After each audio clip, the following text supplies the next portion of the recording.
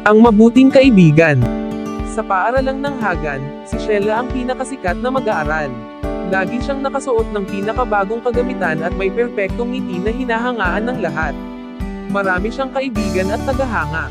Siya ay may nag-iisang tapat at mabuting tagahanga na si Bella, na may kabaliktarang mundo sa kanya.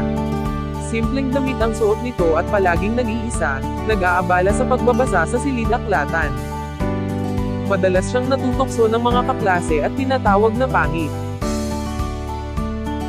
Isang araw, naghihintay si Sheila ng masasakyan papunta sa paaralan nang bigla nitong naalala na naiwan niya ang kanyang pitaka.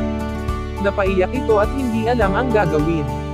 Lagot, anong gagawin ko? Naiwan ko ang aking pitaka sa bahay, wala akong pamasahe.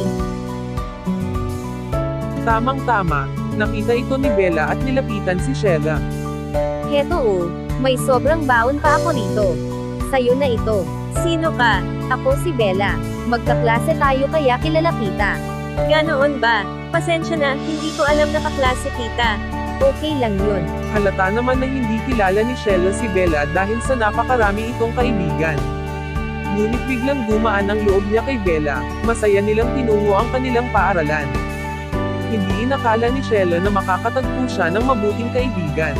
Tuwang-tuwa naman si Bella dahil pinansin siya ng kanyang hinahangaang si Sheila.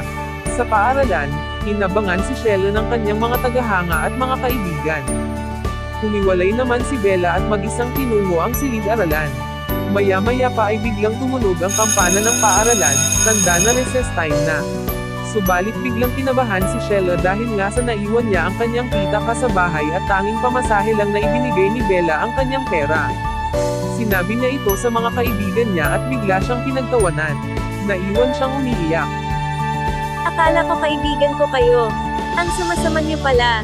Nakita ni Bella si Sheila na umiiyak, nilapitan niya ito at tinanong. Bakit ka umiiyak? Wala kasi akong pambili ng pagkain sa kantin. Ganoon ba? May baon ako dito. Gusto mo hati na lang tayo? Talaga ba, Bella? Oo naman. Maraming salamat, napakabuti mo talaga. Natapos ang araw na naging mabuti ang lahat kay Sheila at dahil yun kay Bella. Kinabukasan, nadatnan ni Sheila na kinupot siya ng kanyang mga kaklase si Bella. Tingnan niyo si Bella, lagi na lang nag-iisa. Wala namang gustong makipagkaibigan sa kanya. Oo nga, at saka ang pangit pa ng damit niya, biglang pumasok si Sheila at narinig ang mga sinasabi ng mga kaklase niya. Tama na yan. Bakit niyo siya kinukutya? Ha? Sheila, bakit mo siya ipinagtatanggol? Alam niyo ba, kahapon, si Bella ang tumulong sa akin nung wala akong pamasahe at pambili ng pagkain. Siya ang tunay na kaibigan, hindi katulad niyo na iniwan akong umiiyak. Nagulat ang mga kaklase ni Sheila sa sinabi niya. Napahiya sila at nag-iba ang tingin kay Bella. Bella, salamat ulit kahapon. Simula ngayon, ako na ang magiging kaibigan mo.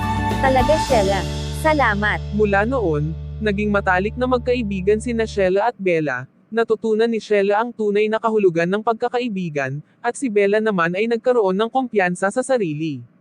Ang kanilang pagkakaibigan ay naging halimbawa sa buong paaralan ng tunay na malasakit at kabutihan sa isa't isa. Kaya mga bata laging tandaan na ang tunay na kaibigan ay hindi nakikita sa panlabas na anyo o popularidad kundi sa pusong handang tumulong at umunawa. Mahalaga ang respeto, pagtulong, at malasakit sa bawat pagkakaibigan.